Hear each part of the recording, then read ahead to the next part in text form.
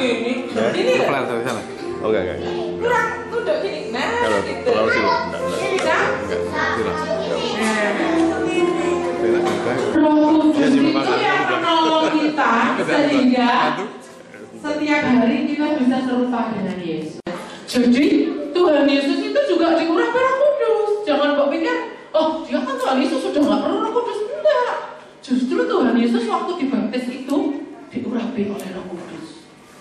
Dan waktu pertama kali Yesus melayani di bait Allah, dia bilang kayak gini, Roh Tuhan Allah ada padaku. Oleh sebab Ia telah mengurapi aku untuk memberitakan kabar baik kepada orang miskin, untuk membebaskan orang-orang dari tawanan, untuk memberitakan tahun rahmat Tuhan telah datang. Oke? Nah, kita lihat di sini bahwa waktu Yesus dibaptis pun katanya. Nah, waktu Tuhan Yesus itu melayani pertama kali, dia juga diurapi oleh Roh Kudus. Dan kalian tahu urapan yang ada pada Tuhan Yesus itu namanya urapan sukacita. Urapan apa? Sukacita. Makanya waktu Tuhan Yesus mau naik ke salib, dia nyanyi dulu, ngajak murid-muridnya nyanyi. Supaya apa? Supaya waktu dia naik ke atas kayu salib, dia dicambuk, dia dimahkotai duri, dia dihina, dirudai.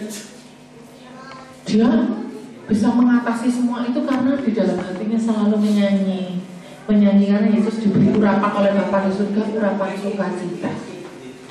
Nah, waktu Tuhan Yesus diejek, waktu Tuhan Yesus dihina, itu dia semuanya dia atasi dengan urapan sukacita. I baptize you with water. Someone is coming who is much greater than I. I'm not good enough even to untie his sandals. He will baptize you with the Holy Spirit and fire. He has his winnowing shovel with him.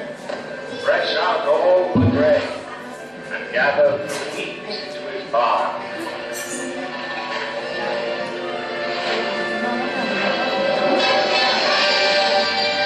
Dibaptis oleh Yohanes Pembaptis, Roh Kudus turun ke atasnya seperti burung merpati.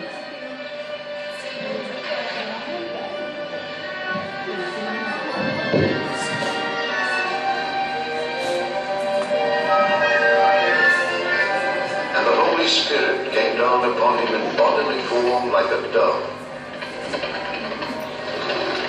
Ada suara dari Allah Bapa di surga, dari langit.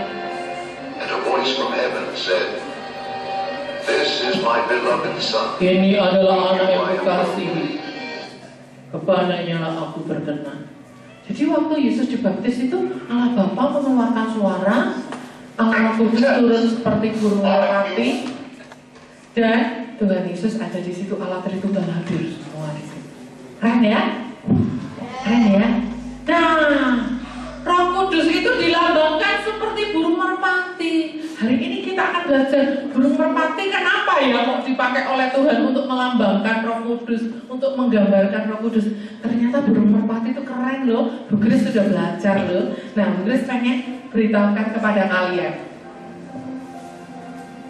Bu Grace ingin beritahukan pada kalian. Burung merpati itu paling cinta sama rumahnya. Kalau burung-burung lain kalau masuk ke kandang kan harus dipaksa, harus dikunci, jangan sampai dia lari. Kalau sampai dia waktu ngasih makan lupa ditutup, dia bisa terbang hilang, padahal harganya mahal burung-burung itu. Tapi kalau burung merpati nggak usah dipaksa dia masuk ke kandangnya sendiri. Karena apa? Dia itu cinta sama kandangnya. Kita lihat yuk, klik kedua. Nih burung merpati. Dia nggak usah dipaksa, dia akan masuk ke kandangnya sendiri.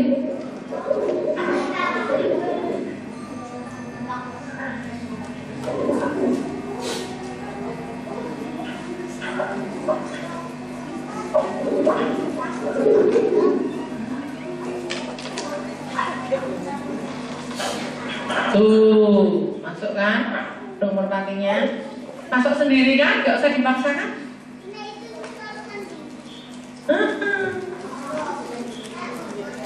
Kamu punya burung merpati ya? Tuh, masuk sendiri kan? Lah, masuk sendiri, gak usah dipaksa. Sama sama kayak hidup kita. Perhatikan. Sekarang katakan, hatiku adalah rumah di mana Roh Kudus tinggal. Ulangi. Hatiku adalah rumah tempat tinggal Roh Kudus Jadi Roh Kudus tinggal dalam hatiku, karena hatiku adalah rumahnya. Makanya karena hati kita itu rumahnya Roh Kudus, kita harus bikin dia betah. Jangan sampai Roh Kudus gak betah dalam hati kita. Kalau kita sering berbuat dosa, Roh Kudus gak betah. Tapi kalau kita hidupnya menyenangkan hati Tuhan, Tuhan Yesus, Roh Kudus ikut senang. Siapa yang kepengen Roh Kudus? Jangan terlalu betah-betah di rumahku, di hatiku. Siapa yang kepengen Roh Kudus? Roh Kudus yang betah dalam hatiku. Siapa yang mau kalau Roh Kudus betah? Nah, Bu Grace akan buktikan bahwa burung merpati itu sangat cinta sama kandangnya. Dia bisa pergi meninggalkan tempat, dia udah pergi tempat yang jauh, sekali tetap bisa pulang ke kandangnya. Kalian mau dengar ceritanya? Ya, oke. Langsung Bu Grace terjemahkan dari tayangannya. Silakan klik ketiga.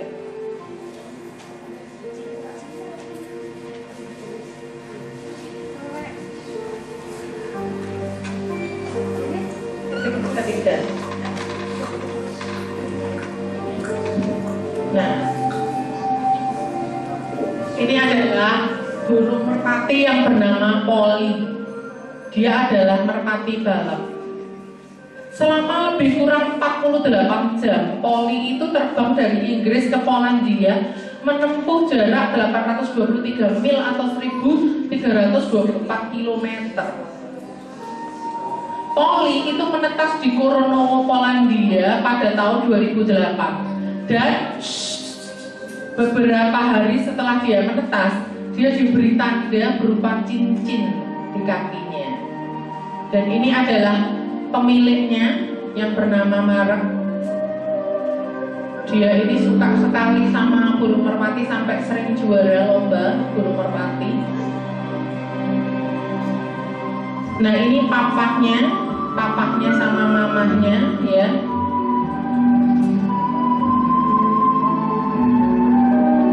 Untuk beberapa alasan, beberapa merpati dalam perlombaan menuju ke barat dan tidak ke timur dengan beberapa pendaratan di Belanda untuk mencari makanan dan air minum. Tetapi Polly terbang lebih jauh dan tidak hanya menyeberangi Selat Inggris, tetapi meneruskan perjalanannya dan akhirnya mendarat di loteng milik Kate Thomas yang tinggal di luar pelabuhan Portsmouth di Hampshire. Kate menghubungi polisi kesatuan peternak merpati balap yang kemudian memberitahu Mark bahwa Polly berada di Inggris bersama dengan Kate. Mark berbicara dalam bahasa Inggris, menelpon Kate dan setuju untuk Kate menjaga Polly kalau misalnya Polly itu betah tinggal di sana.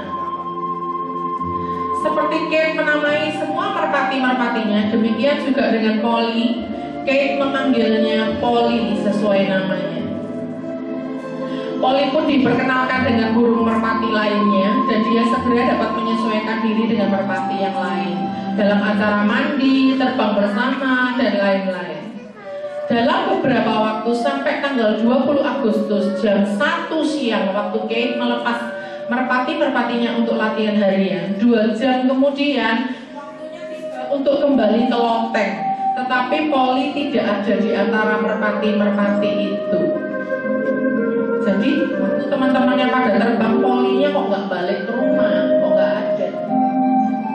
Kemudian hari itu tanggal 22 Agustus, Mark menelpon Kate untuk mengatakan bahwa, "Hei, Polly sudah tiba di sini jam 11 siang tadi."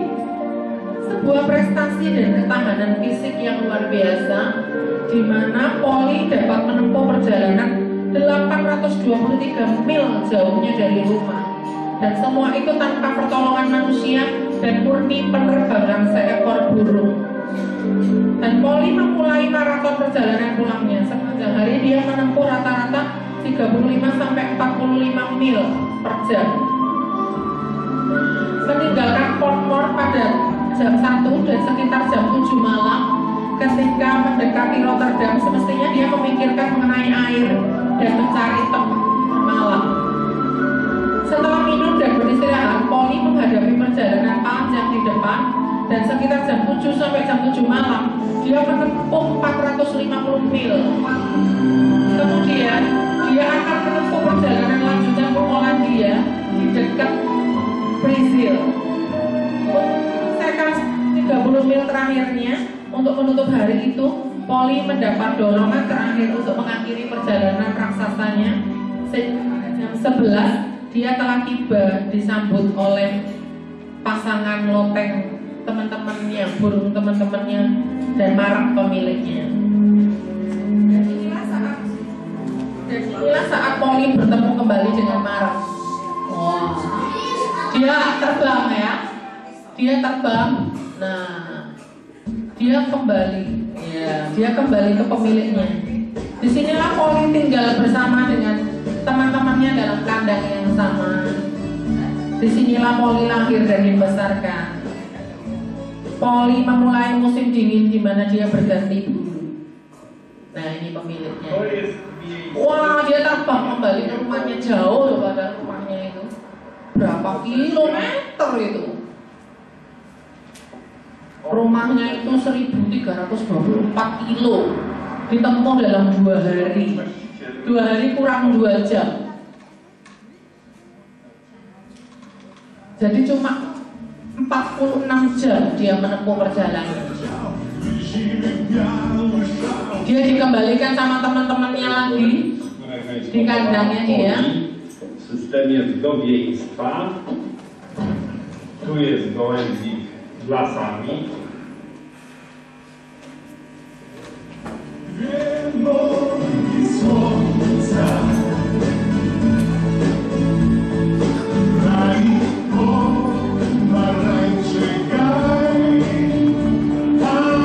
Polly mau berganti dulu pada saat pergantian musim.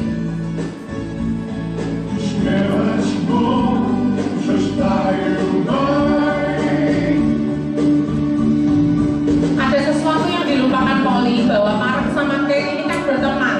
Mereka bisa telepon-teleponan. Polly ini lupa kalau Pak Mark sama Pak itu tuh berteman. Jadi dia karena mungkin khawatir kalau di sini nanti aku kepiye, kalau nggak keurus dia pulang ke rumahnya. Jauh loh. Burung merpati yang namanya Polly ini, dia nggak peduli walaupun jauh, walaupun dia capek, walaupun itu tempatnya jauh, dia tetap akan pulang. Kok bisa tahu rumahnya ya? Padahal kan jauh rumahnya dia. Karena burung merpati itu dilengkapi dengan navigasi. Dia bisa membedakan utara, selatan, barat, timur. Dan dia kalau terbang itu diselidiki oleh para ahli itu, dia bisa belok itu sesuai jalan tol. Jalan tolnya belok, dia ikut belok gitu. Dari atas tuh dia bisa tahu ini jalan tol belok, dia ikut belok. Dia ikuti jalan rayanya mobil orang gitu loh. Dan dia itu bisa mengerti medan magnet bumi. Pintar sekali burung merpati itu. Matanya sangat tajam, dia nggak pernah kesasar. Walaupun jauh, dia nggak mungkin lupa rumahnya dia yang mana, nggak mungkin kesasar. Katakan, burung merpati cinta rumahnya. Roh Kudus cinta hatiku. Karena hatiku adalah rumahnya. Nah, Roh Kudus ngapain sih di hati kita? Ngapain sih dia tinggal di dalam hati kita? Setiap hari apa sih yang dia kerjakan? Setiap hari itu Roh Kudus kerjaannya apa sih? Di dalam hati kita dia kerjanya apa sih? Roh Kudus itu ngapain dia? Roh Kudus itu menolong kita untuk bisa menghasilkan yang namanya buah roh. Apa? Buah roh. Buah roh ada berapa? Tidak, buah roh itu ada 1. Tapi kalau digigit rasanya ada 9. Kalau kita belajar bahasa aslinya buah roh itu bukan Pak dibayangkan Kak, jeruk, apel, mangga itu kan 3 buah. Ini enggak, cuma buahnya cuma 1. Tapi kalau digigit di sini rasa jeruk, digigit di sini rasa mangga, digigit di sini rasa pepaya kayak gitu. Sukasih, sukacita, damai sejahtera, kesabaran, kemurahan, kebaikan dalam 1 buah. Tetapi 9 rasa. Keren ya? Ya, Roh Kudus itu menolong kita bisa mengeluarkan rasa yang macam-macam, nano-nano. Rasa asin ada, manis ada, pedas ada, kecut ada, pahit ada, macam-macam rasanya. Jadi enak, ada pedasnya, ada masinnya, ada manisnya, enak gitu ya dalam 1 masakan. Oke? Siapa yang mau pengen buah roh? Kita lihat dulu yang pertama. Roh Kudus. Burung merpati itu suka kandang yang bersih. Lihat tuh, kandangnya bersih nggak? Bersih banget loh, kok enggak gimana? Kandangnya bersih banget. Merpati kalau kandangnya kotor dia nggak mau. Dia suka kandang yang bersih. Sekarang katakan, hatiku sebagai rumah. Bersihnya gini ya, tidak dilihat tubuhnya nggak ada ya. Bersih banget. Roh Kudus betah banget. Kalau hatiku bersih banget. Iya. Nah, kita mau lihat ada seekor burung tentara, namanya cerami. Wah, burung tentara cerami ini dia dinobatkan menjadi burung pahlawan. Diupacarakan, dihormati sama tentara Amerika. Waktu itu Amerika melawan Jerman. Tapi waktu tentara Amerika ini dibantu sama tentara Inggris. Nah, tentara Inggris ini mereka pakai nama Liberty karena mereka dari kota yang ada patung Liberty-nya. Terus apa namanya? Bukan Liberty, Victory. Mereka pakai nama tentaranya ini tentara Victory. Tentara Victory tentara Inggris yang membantu Amerika berperang melawan Jerman. Waktu mereka ada di camp tentara gini, mereka dikepung sama orang Jerman. Mereka kena bom. Sebenarnya bomnya itu bermaksud untuk ngebom orang-orang Jerman. Tetapi teman-temannya mereka yang mau menyelamatkan mereka tuh nggak tahu mereka tuh letaknya ada di mana. Jadi waktu ngebom jatuh ke teman-temannya sendiri. Loh, si tentara ini ngirim burung-burung merpati untuk mengirim pesan. Kalian ngebomnya jangan di alamat ini. Kalau kamu ngebom di alamat ini tuh yang kamu bom tuh kambing sendiri dan teman-temanmu sendiri. Kita bisa mati konyol. Terus burung-burung yang dikirim pada mati semua ditembaki sama tentara Jerman. Tetapi ada satu burung tentara yang namanya cerami ini, dia selamat, kakinya sampai retak, sampai patah, atau dadanya kena peluru, tapi dioperasi bisa sembuh. Dan akhirnya burung ini jadi burung yang hebat. Kenapa kok bisa gitu? Kalian tahu? Karena cerami ini burung yang penuh cinta kasih. Gara-gara dia berjuang untuk menyampaikan berita itu, dia menyelamatkan 147 tentara. Tadinya kan tentaranya ada 500 sudah kena bom. Tinggal 147 ini yang masih hidup. Kalau kena bom lagi mereka akan mati semua. Tapi gara-gara jasa dari cerami ini 147 tentara itu selamat. Padahal pesannya cuma singkat loh. Hai, please jangan ngebom di sini. Kami yang kalian bom kami sendiri, please hentikan pembomannya. Kami ada di alamat jalan ini nomor ini. Akhirnya pembomannya berhenti. Tentaranya, teman-temannya yang di seberang gendek-gendek waktu baca suratnya dari cerami ini yang dibawa burung merpati ini. Ya ampun, berarti kita kemarin membunuh teman-teman kita sendiri, ya ampun. Kita mau lihat ya filmnya. Oke.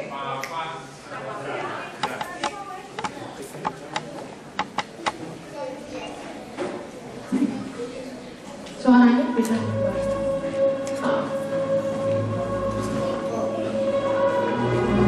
Cerami ini burung yang sangat terkenal sekali. How do you call for help if you're surrounded and trapped in enemy territory. This was the question for the US 77, the Lost Battalion, trapped in a French forest during World War I. They are surrounded by the Germans, but no one knows that they're in trouble. With casualties mounting, they desperately need to get a message back to Burungnya tinggal headquarters. satu loh. Communication is probably Komunikasi one of the adalah most sangat-sangat important penting things dalam you have to peperangan. have on the battlefield. During the First World War, communication on the battlefield Di dalam peperangan, was very komunikasi itu important. sangat penting. Under normal circumstances, what they did was they strung wire communication, telephone wire. But Nih these dia, are not normal tentaranya. circumstances. Their only hope for survival lies in Hanya ada tinggal satu harapan. precision airborne Tuh nulis pesan-pesannya kecil tulisannya ya. paging. Tuh burung merpatinya kelihatan nggak? Wah, pigeon post. Wah, katakan dengan merpati. Wah, ini burung merpatinya terbang menavigasi ya. Nih dia lihat Pigeons terbangnya are pintar kan? born with an innate internal compass that lets them navigate the Earth's magnetic field. This is done through special cells that contain tiny little magnets. And in the case of birds, these are either Burung located merpati in the memiliki or kemampuan menavigasi yang sangat luar biasa sekali.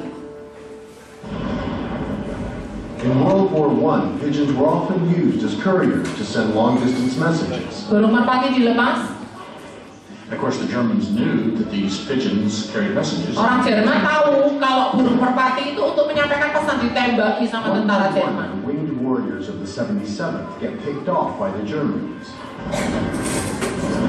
Finally, just one is left, named Cher Ami, French for dear friend.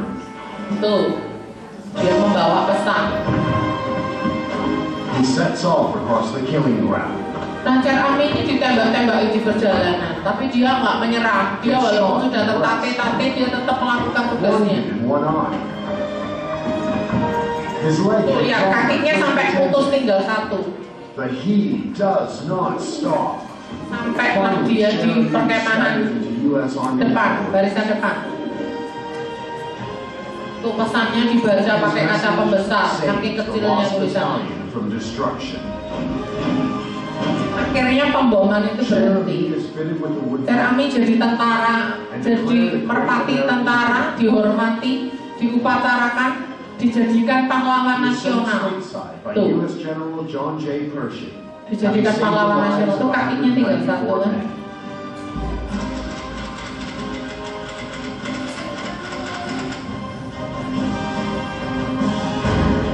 Sukses.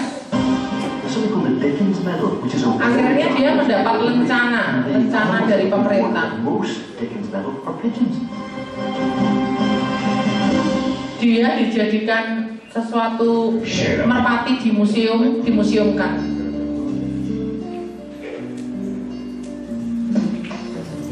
Versi kartunnya ini.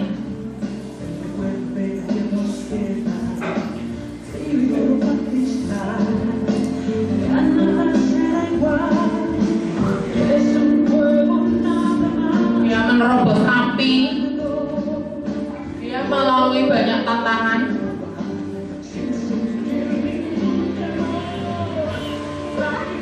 Dia menerobos peluru tuh, kakinya tinggal satu kan. Tuh dia dioperasi karena ada peluru di dadanya. Sampai dia akhirnya sembuh, tuh. Sampai dijadikan kain Cher Ami, ada darah-darahnya itu. Tuh, dia dimasukkan museum, dapat lencana itu. Dapat tanda penghargaan dari pemerintah. Dia dibikin patungnya. Tuh, dikasih kalung penghargaan. Hero, Cher Ami hero, pahlawan. Keren ya? Luar biasa. Kenapa Cher Ami ini mau susah-susah menempuh perjalanan yang jauh, yang ada apinya dan sebagainya? Karena dia itu punya kasih. Dia kasihan kalau tentara-tentara itu mati semua.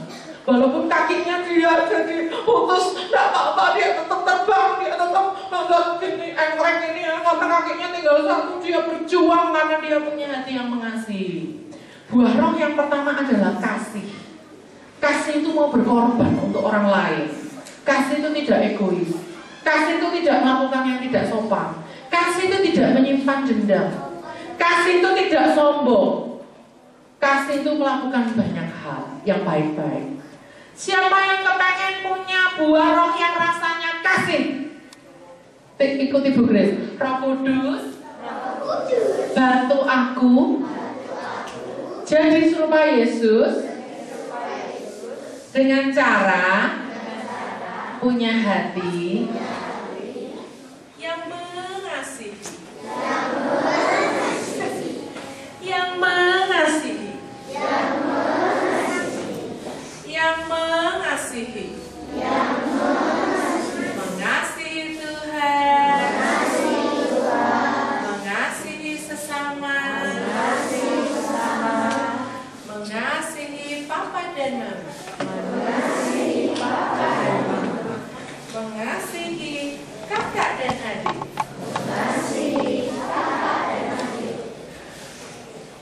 mengasihi semua orang.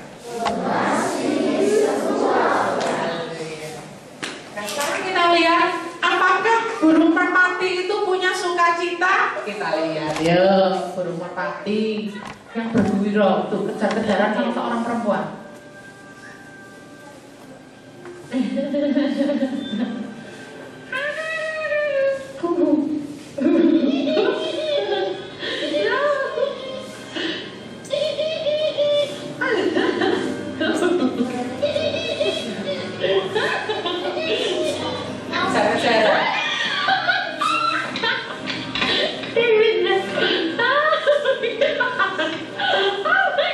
Dikejar, wanita itu dikejar yang bawa Edik ya.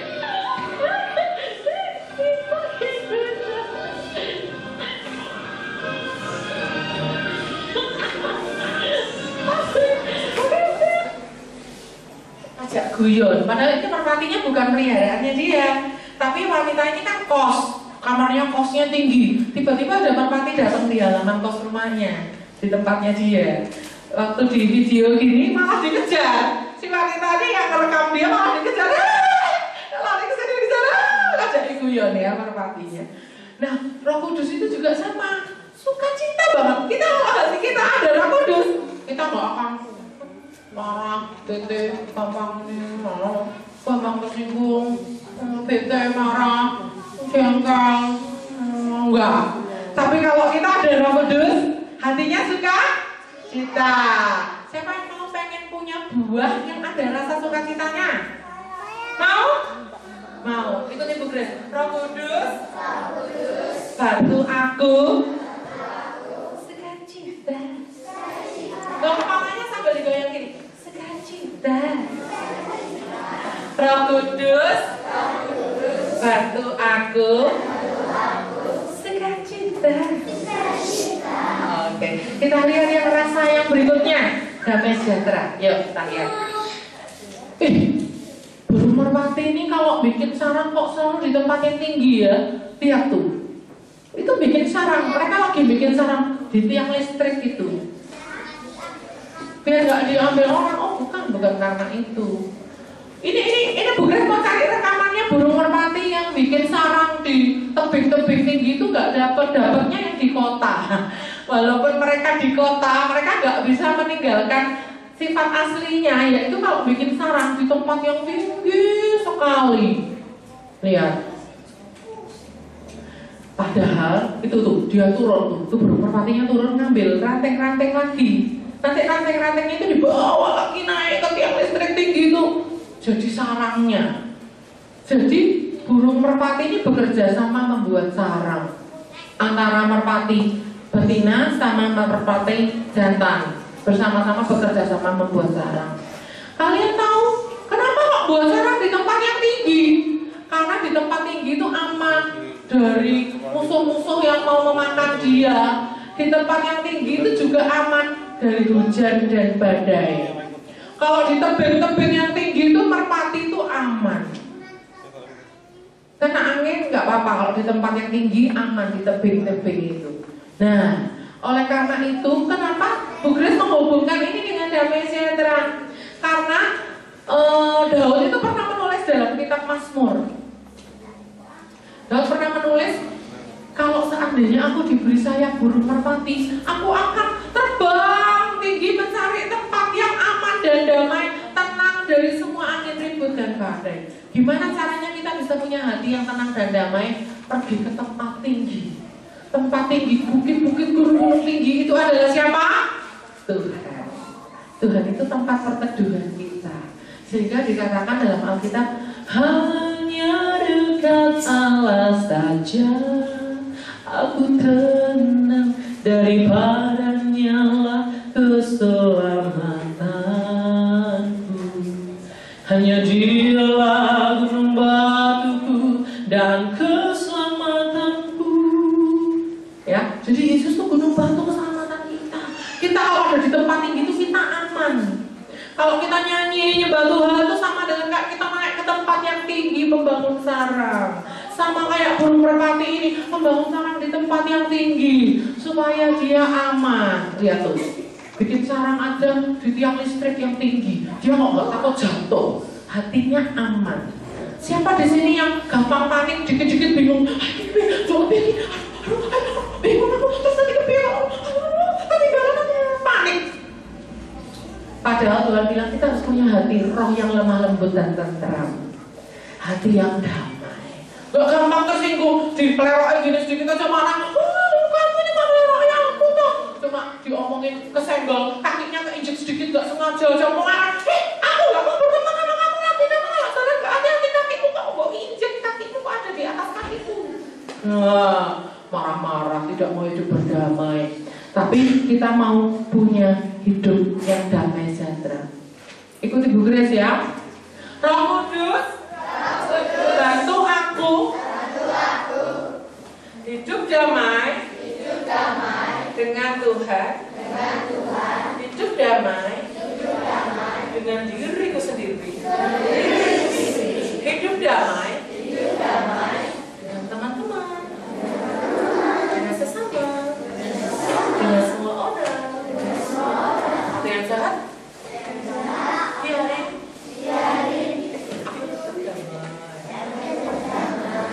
Tetap damai. Kalau ada temanmu yang jahat, tetap damai teman.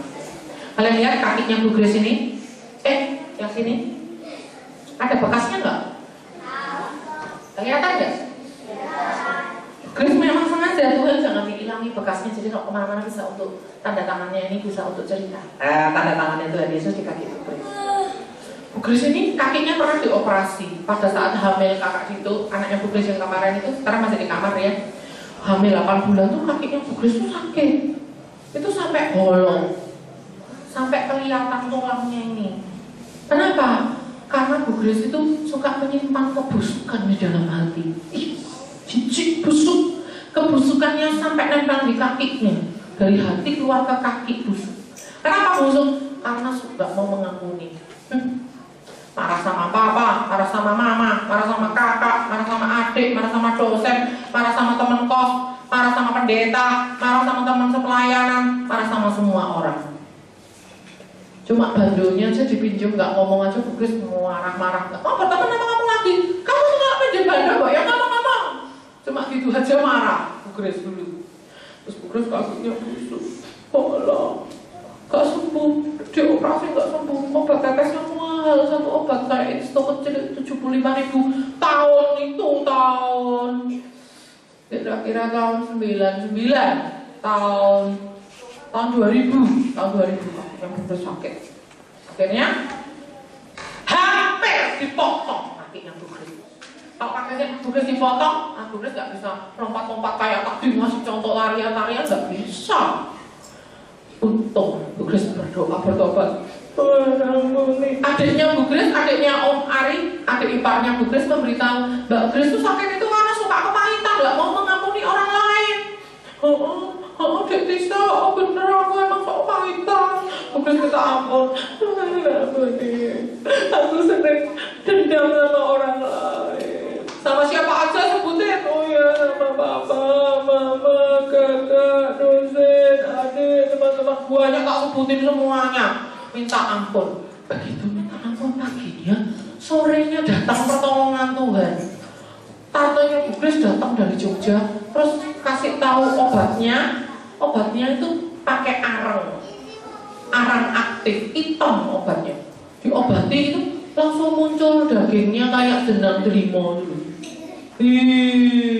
Terus nutupnya dagingnya sampai atas 1 tahun. Lama nggak? Jadi selama 1 tahun Bu Kris harus pakai kresek kemana-mana dikaretin, nggak boleh kena air, nggak boleh kena debu. Terus kalau pagi sore harus direndam pakai air daun sirih direbus, direndam gitu, baru diobati. Dikasih perban, kemana-mana kresek, nggak bisa pakai sepatu, kemana-mana ke gereja ya pakai sandal. Malu ya? Oh ya makanya jangan menyimpan kepahitan, nggak boleh loh. Nah, Bu Kris sudah bertobat, kalau ada orang jahat sama Bu Kris, cepat-cepat Bu Kris ampuni, Bu Kris doakan. Next, kita mau lihat kesabaran. Oh ini masih yang tadi ya. Tuh lihat burung merpati kalau bobo, tenang banget ya. Tuh lihat. Kalau bobo tenang banget ya. Tuh lihat tuh burung merpati nggak usil kalau bobo ada usil loh. Kok enggak tuh, diem aja. Tenang banget ya. Itu menunjukkan bahwa burung merpati itu tenang dan damai. Mau ada suara ribut di sekitarnya, kalau dia mau tidur aja, nggak terpengaruh suara ribut. Ya kan? Oke.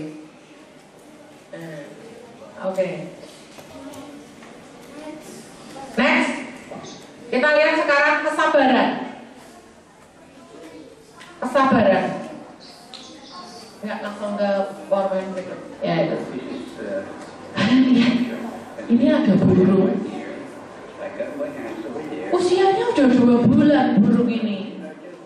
Burung merpati itu ada yang warnanya putih, ada yang warnanya turtle kayak gini. Warnanya mirip sama kura-kura tapi itu burung merpati itu.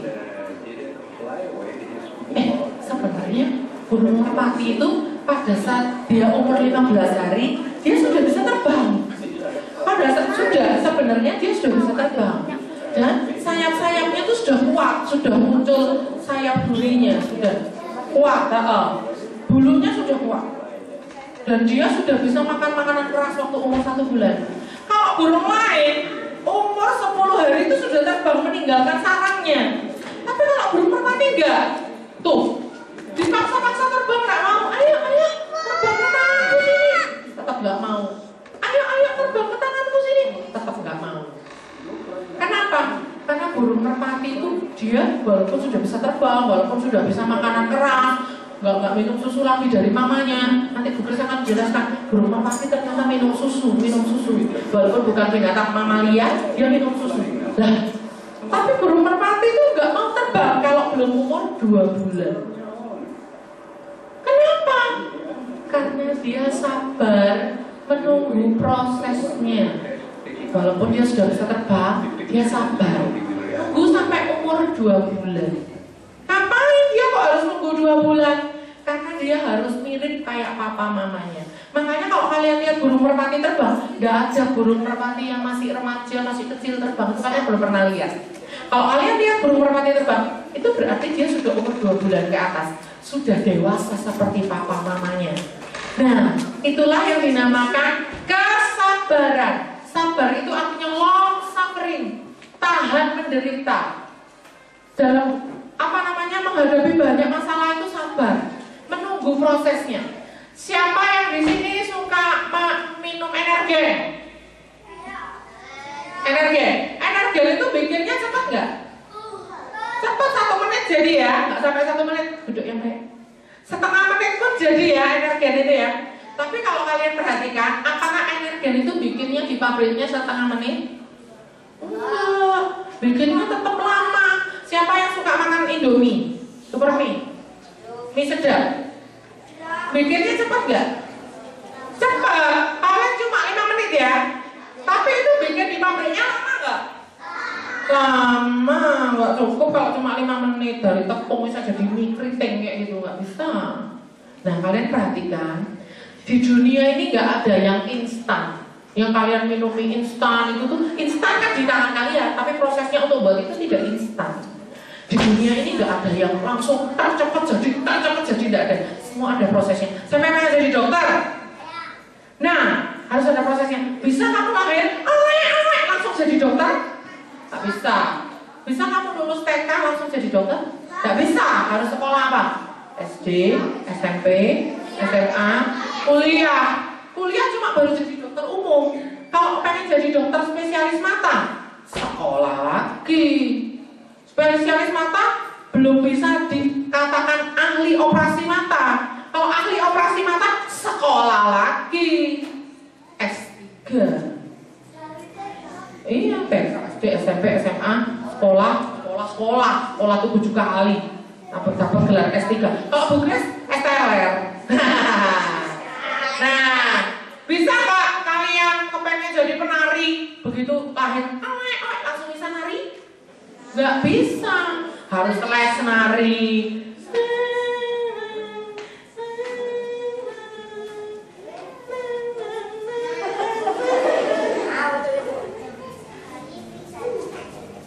Bukan nggak bisa gini. Dulu kecilnya pernah nari Jawa, les nari, jadi tahu caranya. Nah, semua itu ada prosesnya. Harus belajar sabar, mengikuti proses. Firman Bu Grace, Roh Kudus, bantu aku sabar. Roh Kudus, bantu aku bisa serupa Yesus, punya hati. Next.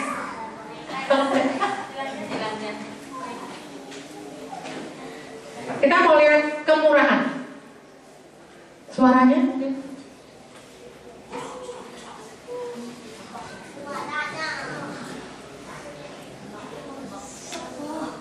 Oh ya, ini memang suaranya kecil. Kalian lihat, ini ada 2 ekor merpati ini sepasang. Satunya pejantan, satunya betina. Kalau pada burung-burung jenis lain, itu mereka sedang mengerami telurnya. Ya, satunya pergi. Nah, kalau pada burung-burung lain itu yang mengerami telur itu tugasnya yang betina, yang perempuan. Kalau pejantan, ya kamu ngurusin telur-telurmu deh, kok aku ngomong melok-melok ngeremi, enggak. Tapi kalau burung merpati enggak, gantian. Habis si betinanya mengerami, dia istirahat. Mengerami itu kan capek, harus dodok terus, kan capek. Pegel-pegel semua kakinya kayak para penari, pegel-pegel. Lah, si betinanya pergi, gantian pejantan yang mengerami. Sudah selesai kan? Di situ ada. Nah, ya setelahnya. Nah, dari klip setelah ini, kalian lihat untuk menyusui bayinya. Jadi merpati itu memberi air susu juga pada bayinya.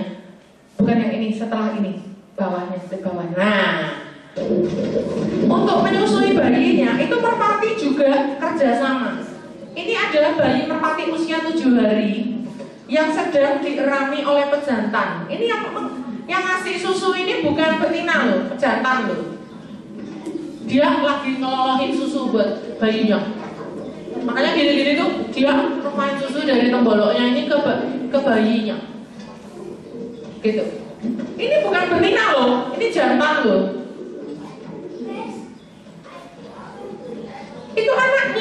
Itu anaknya. Nah, itu anaknya minta susu sama papanya loh itu.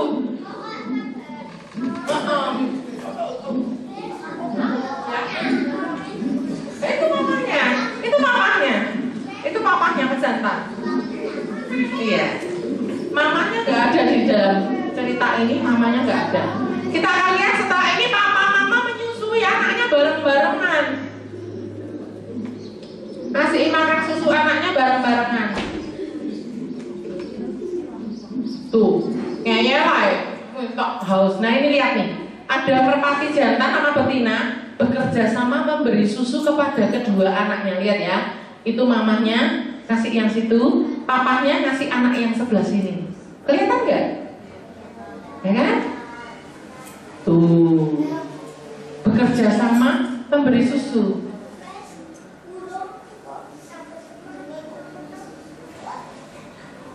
Nanti ya.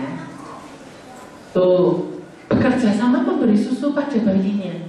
Padahal kalau binatang lain aja yang menyusui, binatang mamalia kayak anjing, kucing, Itu nggak ada yang papa-papanya ikut menyusui bayinya, nggak ada. Cuma burung merpati aja. Karena apa? Burung merpati itu punya sifat murah hati. Murah hati itu gini, mau tolongin, aku kepalaku lagi pusing, tolong ambilin obat, dipata obat. Enak aja, ambil sendiri ya. Ambil obat kok nyuruh-nyuruh, ambil sendiri dong. Berarti yang dimintain tolong nggak punya murah hati. Kalau murah hati itu suka suka menolong. Terus murah hati itu gini, aku kan lupa bekalku ketinggalan di rumah, kamu bawa bekal banyak. Aku minta jajannya paruh, donatnya paruhan. Enak aja, kalau aku sendiri kok ketinggalan. Makanya lain kali itu jangan ketinggalan. Ini donatnya satu punyaku, ya punyaku kok. Dari mamaku kok mau dikeke kamu. Sorry ya. Itu berarti nggak murah hati kalau kayak gitu. Baik. Sekarang ini Bu Grace, Roh Kudus bantu aku serupa Yesus punya hati yang murah hati. Oke, next. Kebaikan sekarang. Oh, bukan yang ini. Yang sebelumnya ini. Kita lihat kebaikan. Oh, sorry, kebaikan nggak ada video klipnya. Boleh ceritakan ya. Merpati itu baik hati. Kok bisa? Karena bukan sudah selidiki. Jadi, merpati itu kan punya tembolok di sini. Temboloknya ini untuk penyimpanan cadangan makanan. Kalau makanannya dia habis, dia mengunyah makanan yang ada di lehernya sini, temboloknya. Perhatikan Bu Grace semuanya. Perhatikan, mengunyah yang ada di sini cadangan makanan. Tapi anehnya, kalau merpati ini bertelur, dia mengubah tempat temboloknya itu tidak jadi tempat cadangan makanan lagi, tetapi temboloknya itu dijadikan tempat untuk memproduksi susu. Jadi dia berpuasa. Dia kalau lagi mengerami telurnya itu dia berpuasa, dia nggak akan makan. Terus dia ngapain kalau nggak makan? Dia itu membuat lapisan-lapisan di dalam temboloknya sini, sehingga nanti kalau telurnya itu menetas, lapisannya ini jadi air susu yang mengandung protein yang tinggi sekali, dikasihkan, dilolokkan ke anaknya. Gitu tadi ya, kayak tadi kita lihat. Itu yang melakukan tidak cuma merpati betina, merpati jantan juga melakukan. Caranya gini, mereka kalau mengerami telur kan gantian. Ini merpati betina mengerami dari jam 4 sampai jam 11. Dari jam 4 sore sampai jam 11 besok siang, merpati betina. Terus merpati betina pergi ngapain? Makan. Tapi waktu dia ngerami itu dia nggak boleh makan, dia puasa. Terus dia pergi, dia beristirahat, makan, ganti merpati jantan yang mengerami dari jam 11 siang sampai jam 4 sore. Jadi ada sip-sipannya, jam 11 siang sampai jam 4 sore. Nah, pada saat merpati jantan ini mengerami, dia nggak boleh makan, dia puasa. Nah, pada saat dia puasa itu, cadangan makanannya ini berubah menjadi air susu. Dia memproduksi susu. Nah, kalian tahu, pernah diselidiki para ahli. Perhatikan yang belakang dari ibu di depan sini, nanti nggak tahu ceritanya. Kalian tahu, para ahli itu menyelidiki. Ada merpati nih. Coba kita kasih telur tapi dari plastik. Kita kasih telur dari plastik, telurnya dibikin mirip banget sama telurnya merpati, warnanya, bentuknya, tapi dari plastik, ditaruh di sarangnya. Apakah kalau dikasih telur plastik yang dari sarangnya, di sarangnya ini, padahal dia tidak mempunyai telur lain, apakah merpati ini tetap memproduksi susu apa enggak? Diteliti sama para ahli. Para ahli itu sok iseng-iseng gitu, bikin penelitian aneh-aneh gitu. Setelah dikasih telur plastik, ternyata begitu matanya merpati ini melihat telur, padahal itu bukan telurnya. Mata ini langsung memerintah otak ini langsung mengubah temboloknya ini berfungsi jadi pemproduksi susu. Ternyata merpati dikasih telur plastik tetap memproduksi susu di sini. Itu artinya merpati itu perintahnya dari mata. Begitu mata lihat telur, langsung produksi susu. Padahal bukan telurnya. Dicoba lagi sama para ahli. Kalau burung merpati A ini bertelur 2, burung merpati keluarga B ini bertelur cuma satu. Kalau mengerami satu kan emang biar dia bertelur lagi. Telur yang satu ini dititip ke sama sini. Apakah nanti keluarga burung merpati sini mau ngopeni telur titipan dari merpati tetangga? Mau nggak? Ternyata mau loh. Bukan telurnya tetap dirami ya, tetap nanti jadi anaknya, dia mau mengadopsi anak, mau loh. Hebat ya. Karena merpati itu baik hati. Sekarang kita lihat kesetiaan. Next yang setelah ini. Kalian lihat ini apa ini? Acara apa ini? Balapan. Oh iya, balapan merpati. Tuh lihat tuh. Tuh betinanya nanti datang. Pejantannya datang nanti. Lah. Bapaknya yang ini diusir. Sana minggir. Aku juga mau ikut. Gitu. Keren ya. Kalian tahu kenapa merpati itu kalau bisa dibikin balapan? Karena yang dipegang ini betinanya, pasangannya. Ini pegang betina. Pejantannya dari jauh tuh luarin cepet-cepet. Kenapa? Dia nggak mau betinanya ini samperin sama burung lain. Awas, nggak boleh, itu pasanganku. Dan merpati itu burung yang sangat setia. Kalau dia sekali pasangannya sama itu, ya sama itu terus. Kayak Bugres sama Om Ari, terus. Bugres nggak mau sama ganti cowok lain, ganti suami lain, nggak mau. Om Ari itu juga, karena Bugres gendut cari istri lain, nggak mau dia. Walaupun gendut-gendut tetap istri yang paling disayangi ya Bugres ini. Karena cuma satu istrinya. Nah, sama merpati itu juga gitu, monogami. Dia tidak mengenal poligami. Kalau pasangannya mati, baru dia ganti merpati lain. Kalau misalnya dipisahkan kandangnya, terpaksa dia dengan merpati lain. Kalau dijadikan kandang satu lagi, bisa CLBK. Cinta lama bersemi kembali. Bisa ya gitu, karena dia sangat setia dengan pasangannya. Seperti itu gitu. Makanya dia lari cepat-cepat terbang, cepat-cepat itu untuk mau menjumpai pasangannya, jangan sampai dicamperin cowok lain gitu loh. Sangat setia. Roh Kudus, bantu aku punya hati yang baik dan setia. Baik dan setia. Next. Oh, nextnya nggak usah dibilang. Kita lihat kelemah lembutan. Tuh, burung merpati dipegang-pegang sama anak kecil kok ya mau. Suaranya juga diteraskan.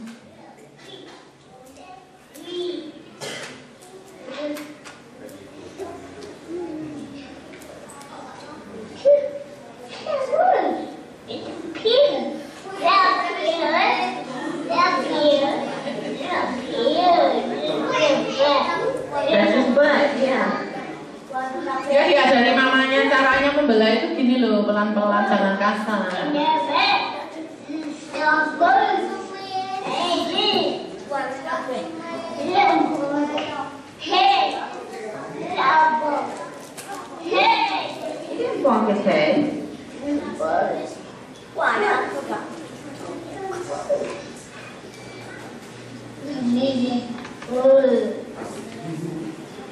Okay, nice. Okay, one way, Jack. Head like this. Gini loh caranya ngelus-ngelus tuh gini loh.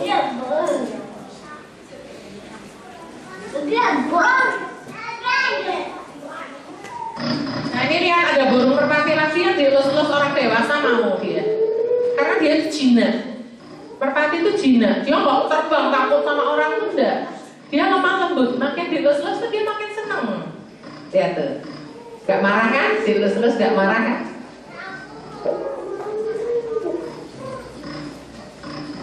Merpati itu burung yang lemah lembut. Lihat tuh, disayang-sayang mau kan, seneng kan?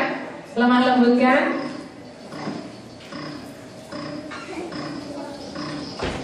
Kalau burung lain dideketi ya udah terbang, lari. Tuh, disayang-sayang kepalanya mau tuh.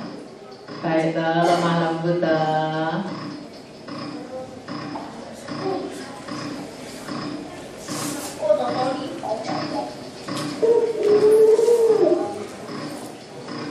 Tuh burungnya hebat ah. Siapa di sini yang mau punya hati lemah lembut? Siapa?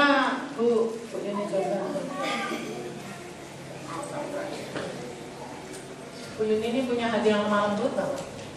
Pak Cepit. Ada? Enggak.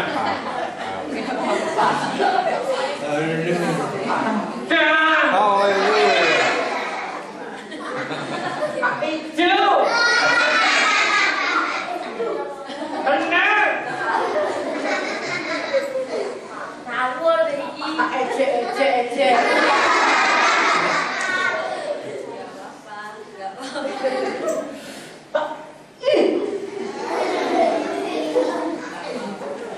Tenang. Silahkan duduk. Beri tepuk tangan. Lemah lembut itu kayak Musa. Musa itu kan kakak beradik Harun, Miriam, Musa. Walaupun Harun sama Miriam itu kakaknya, tetapi dalam bahasa Israel Musa itu jadi pemimpin. Dia termasuk pemimpin kakaknya. Suatu hari Miriam sama Harun ini gerenengan. Kak Har. Kan Harun, jadi manggilnya Kak Har. Mas Har.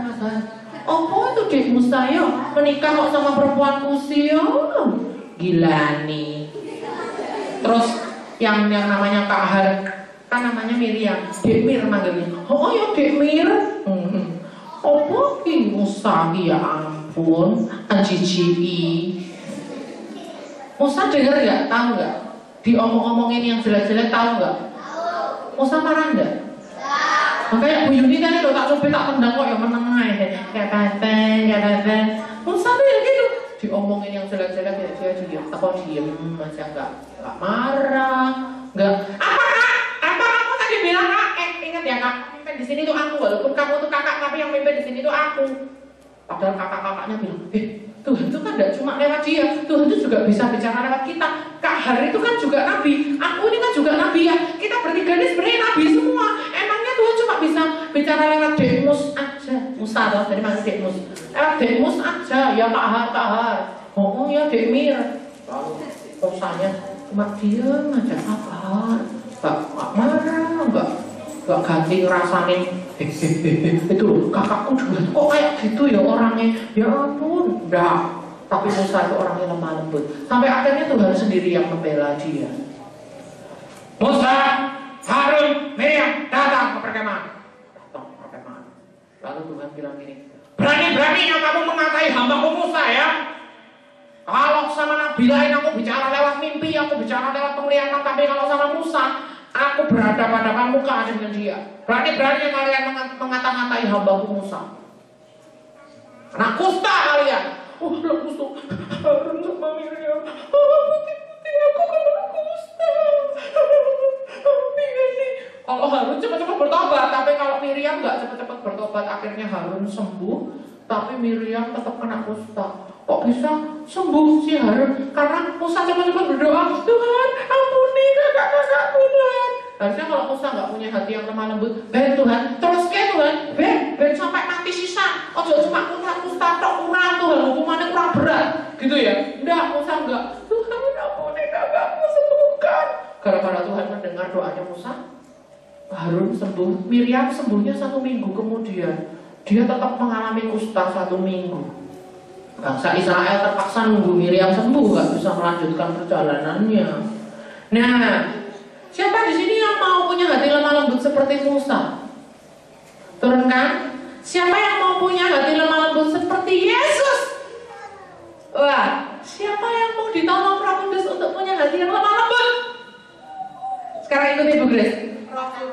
Roh Kudus, bantu aku punya hati yang lemah lembut. Lemah lembut itu bukan jalannya aku mulai gini nih. Aku ini lemah lembut, jalanku aja pelan. Bukan kayak Bu Grace jalannya jelang-jelangan gini, gitu ya. Nggak, lemah lembut bukan masalah jalannya jelang-jelangan atau pelan-pelan. Lemah lembut itu masalah hati. Hatimu gampang tersinggung apa enggak? Oke, next terakhir penguasaan diri. Kita lihat tuh burung merpati yang baru menetas. Baru menetas.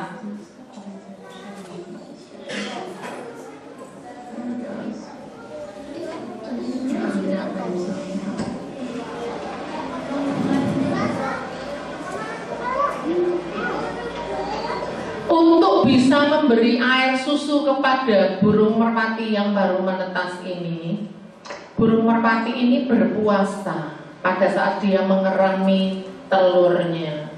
Berpuasa itu adalah salah satu bentuk pengendalian diri, karena dia nggak boleh makan, dia nggak boleh minum, tiap hari ganti shift dengan suaminya.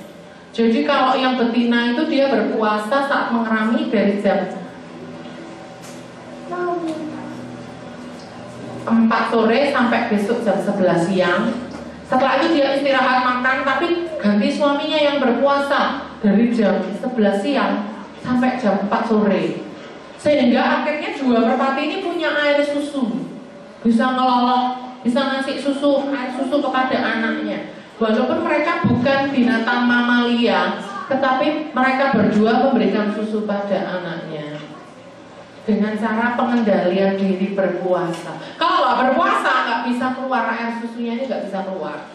Jadi cepat cadangan makanan terus. Tapi karena mereka berpuasa, keluar air susunya yang temboloknya ini berubah jadi tempat pembuatan air susu. Oke, cukup. Nah, bagaimana cara kerjanya Roh Kudus supaya kita bisa punya 92 roh ini? Selalu mengingatkan akan firman Tuhan. Baca lagi dulu.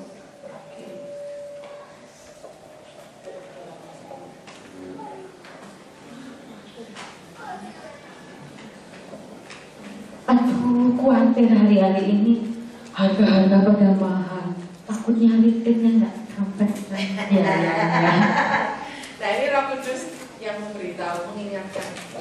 Ingat, firman Tuhan bilang, jangan kamu khawatir akan apapun juga. Nyatakanlah segala keinginanmu dalam permohonan dan disertai ucapan syukur. Kekhawatiran tidak menambah sehasta pun dari hidupmu.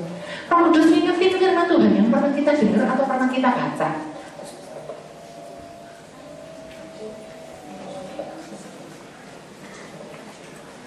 Ih, sebel banget sama dia. Jengkelin.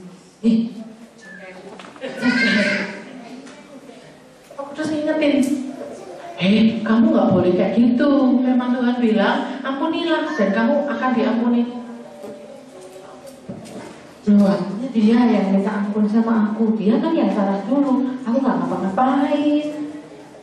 Loh, jangan nunggu dia minta ampun sama kamu yang dului minta maaf sama dia walaupun kamu tidak salah. Karena firman Tuhan bilang, ampunilah, maka kamu diampuni. Firman Tuhan tidak bilang, kalau temanmu minta maaf duluan, lah baru kamu memaafkan. Tidak ada ayatnya ngomong kayak gitu. Nah, Roh Kudus ngingetin terus.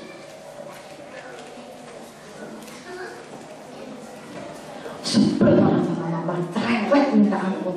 Papa juga cerewet banget. Roh Kudus ngingetin apa? Jangan gitu, hormatilah orang tuamu. Ya, silakan duduk. Jadi cara kerja Roh Kudus selalu mengingatkan kita akan firman Tuhan. Roh Kudus, bantu aku mengingat firman Tuhan yang sudah tertanam di dalam hatiku. Oke, kita lihat burung merpati itu suka mandi, suka air. Padahal air itu dalam Alkitab melambangkan firman Tuhan. Roh Kudus juga suka kandang yang bersih. Kita lihat, Roh Kudus itu suka air ya. Terakhir, ini klip yang terakhir sekali. Lihat ya, suaranya bisa dikeluarkan. Dia malah makan kalau dimandiin, sayapnya malah dibuka gini ya. Lucu loh Roh Kudus, burung merpati itu. Dia nggak takut air, dia malah senang kalau dimandiin tuh. Apalagi air bersih, dia sangat senang sekali air bersih. Tuh, sayapnya dibuka, tuh. Pintar tuh, sayapnya dibuka, malah pengajar dia. Ya kan? Ya kan? Tuh sayapnya dibuka lagi, nampaknya siraman rapopo. Aku seneng kalau bersih. Burung merpati suka kebersihan, dia paling suka dimandiin. Kalau air kotor-kotor dia nggak suka, dia suka air jernih. Tuh, kepalanya kena air dia nggak takut. Kalau anjing kan takut kalau kepalanya kena air. Kalau burung enggak, burung merpati nggak takut air. Tuh. Nah, minta disiram lagi sebelah situ. Nah, saya rasa cukup ya. Nah, Roh Kudus akan memandikan kita setiap hari dengan firman-Nya. Tapi kalau kalian tidak pernah baca Alkitab ya berarti kalian rohnya itu bau kecut. Karena apa? Gak pernah mandi.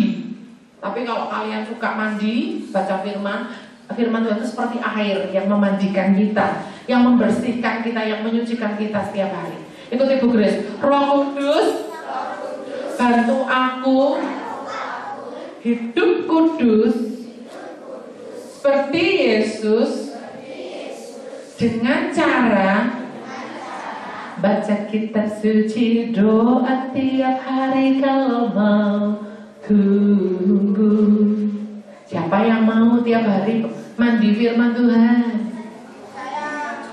Siapa yang mau dalam alam rohnya kecut retak nggak pernah mandi? Gembel. Siapa yang mau dalam alam rohnya itu bersih, cakep, cantik, rapi? Mau? Oke. Roh Kudus yang menolong kita bisa serupa Yesus. Semua bangkit berdiri. Kita akan tutup dalam doa minta tim musik.